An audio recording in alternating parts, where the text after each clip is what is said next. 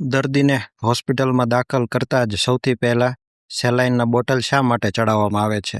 શું દરેક બોટલમાં એક સરખું પાણી હોય છે? ક્યુ આઈવી ફ્લુઇડ દર્દીનું જીવન બચાવે છે? ક્યુ આઈવી ફ્લુઇડ ખોટી રીતે આપવાથી દર્દીની સ્થિતિ ગંભીર થઈ શકે છે. આજે આપણે હોસ્પિટલમાં ઉપયોગ થતા આઈવી ફ્લુઇડ્સ ને એટલી સરળ અને ડિટેલમાં સમજવાના છીએ કે આ ટોપિક તમને ક્યારેય ભૂલી નહીં શકો. અને વિશ્વાસ રાખજો, આ વિડીયો પછી નર્સિંગના એક્ઝામમાં આવતા આઈવી ફ્લુઇડના MCQ તમારા માટે સૌથી સરળ બની જશે. તો આપણે જોઈએ આઈવી ફ્લુઇડ એટલે શું. આઈવી એટલે ઇન્ટ્રાવેનસ, એટલે કે સીધું નસ દ્વારા. જ્યારે કોઈ ફ્લુઇડને સીધું વેઇન દ્વારા શરીરને આપવામાં આવે છે ત્યારે તેને આઈવી ફ્લુઇડ કહે છે. આઈવી ફ્લુઇડ સીધા બ્લડ સ્ટ્રીમમાં જાય છે, જેથી તેની અસર ખૂબ જ ઝડપથી થાય છે. શરીરને આઈવી ફ્લુઇડની જરૂરત શા માટે પડે છે? આપણા શરીરનો 60% ભાગ પાણીનો બનેલો છે. આ પાણી બ્લડ પ્રેશર મેન્ટેન કરે છે, ઓક્સિજન અને ન્યુટ્રિશન પહોંચાડે છે, ઇલેક્ટ્રોલાઇટ બેલેન્સ જાળવે છે, બોડી ટેમ્પરેચર નિયંત્રિત કરે છે. પણ જ્યારે શરીરમાં પાણી અને ઇલેક્ટ્રોલાઇટ ઓછા થાય અથવા ઘટી જાય છે ત્યારે દર્દીને આવી સમસ્યાઓ થાય છે. વીકનેસ, લો બીપી, શોક, કિડની ફેલિયર, કન્ફ્યુઝન, અનકોન્શિયસનેસ. આવી જીવન મરણની સ્થિતિમાં આઈવી ફ્લુઇડ જીવ બચાવી શકે છે અને નવું જીવન આપે છે.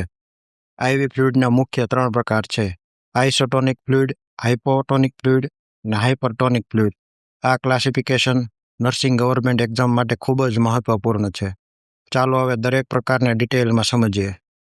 આઇસોટોનિક ફ્લુઇડની ઓસ્મોલરિટી બ્લડ પ્લાઝમા જેટલી જ હોય છે. એટલે ફ્લુઇડ બ્લડ વેસલમાંથી સેલમાં જતું નથી, તે બ્લડ વોલ્યુમ વધારવાનું કામ કરે છે, એટલે કે પ્લાઝમા એક્સપાન્ડર છે. સૌથી મહત્વના આઇસોટોનિક ફ્લુઇડ જોઈએ. તો પહેલું છે નોર્મલ સલાઇન. હોસ્પિટલમાં સૌથી વધુ ઉપયોગમાં લેવાતું ફ્લુઇડ છે. તેમાં હોય છે સોડિયમ અને ક્લોરાઇડ, જે આપણા શરીરના એક્સ્ટ્રાસેલ્યુલર ફ્લુઇડ જેવું જ હોય છે. હવે તેના ઉપયોગો જોઈએ. ડિહાઇડ્રેશન, જ્યારે શરીરમાં પાણી ઓછું થઈ જાય.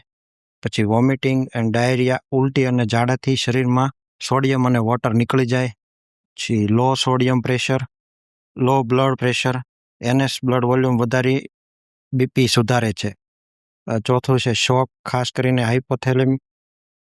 કરીને હાઇપોવોલેમિક શોકમાં આપવામાં આવે છે. પાંચમું બ્લડ ટ્રાન્સફ્યુઝન પહેલાં, કારણ કે NS બ્લડ સાથે કમ્પેટેબલ છે. હવે જોઈએ તેની સાઇડ ઇફેક્ટ. જો વધારે નોર્મલ સલાઇન આપવામાં આવે તો શું થઈ શકે? તો પહેલું છે ફ્લુઇડ ઓવરલોડ થઈ શકે, પલ્મોનરી એડિમા થઈ શકે, હાઈ સોડિયમ લેવલ થઈ શકે, સ્વેલિંગ થઈ શકે છે. પછી બીજું જોઈએ રિંગર લેક્ટેટ, RL. RLને હાર્ટમેન સોલ્યુશન પણ કહેવામાં આવે છે.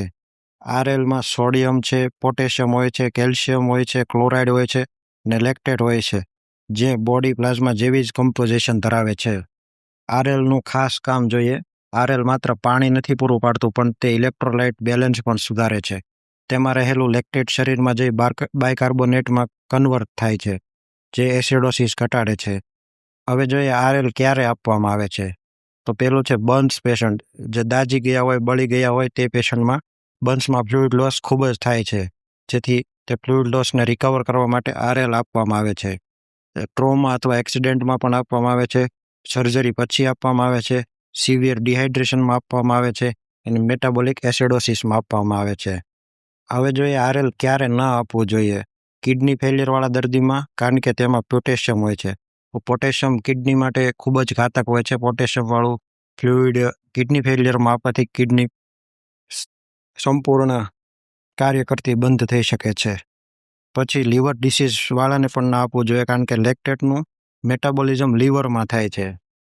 હવે જોઈએ હાઇપોટોનિક ફ્લુઇડ. હાઇપોટોનિક ફ્લુઇડની ઓસ્મોલરિટી બ્લડ કરતાં ઓછી હોય છે. આ ફ્લુઇડ પાણી સેલની અંદર મોકલે છે. ઉદાહરણ તરીકે હાલ્ફ નોર્મલ સલાઇન 0.45%. તેના ઉપયોગો જોઈએ. સેલ્યુલર ડિહાઇડ્રેશન, જ્યારે સેલ સુકાઈ જાય. હાઇપરનાઇટ્રેમિયા, જ્યારે સોડિયમ વધારે થઈ જાય. જોખમ જોઈએ તેના, વધારે આપવામાં આવે તો શું થઈ શકે? બ્રેઇન્સમાં સ્વેલિંગ આવી શકે, સેરેબ્રલ એડિમા થઈ શકે અને લો બ્લડ પ્રેશર થઈ શકે.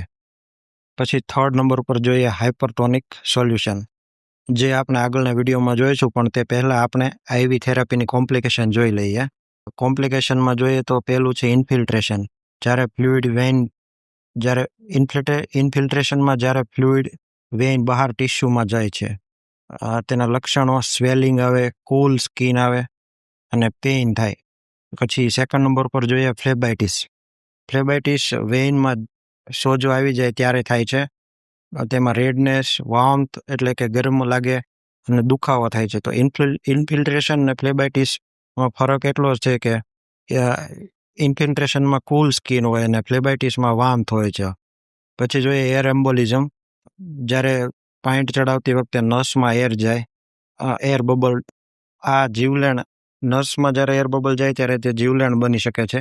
જ્યારે એર બબલ નસમાં જાય છે ત્યારે તે એર બ્લડ સર્ક્યુલેશન સાથે હૃદય સુધી પહોંચે છે, જેનાથી હાર્ટ એટેક પણ આવી શકે છે. જો તમને આવી ડીપ નર્સિંગ વિડીયો ગમે તો ચેનલને સબસ્ક્રાઇબ કરો, કારણ કે